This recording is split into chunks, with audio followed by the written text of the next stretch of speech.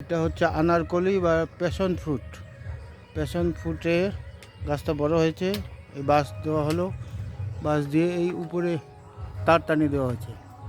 আমরা জাংলা বানাবো না, মাচা তৈরি করবো না, এই তারে তারে চারিদিকে ছড়িয়ে দেব। এটা একটা প্যাশন ফ্রুটের। প্যাশন ফ্রুট কোনো অবলম্বনকে ধরেই উপরে উঠতে চায়। এই যে সুন্দর ব্যবস্থা করা হয়েছে দড়ি দিয়ে, এখানে দড়ির মাধ্যমে উপরে উঠবে। প্যাশন ফ্রুট,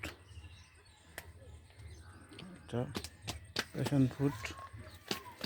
এই যে 3 কোনা পাতা হয়। আমাদের বীরভূমে আমি প্রথম প্রচেষ্টা লাগাইছি, দেখি হয় কি না। এটা প্যাশন ফ্রুট দেখতে পাচ্ছেন, অনেক দূর উপরে উঠে, মাচা তৈরি করে দিতে হয়।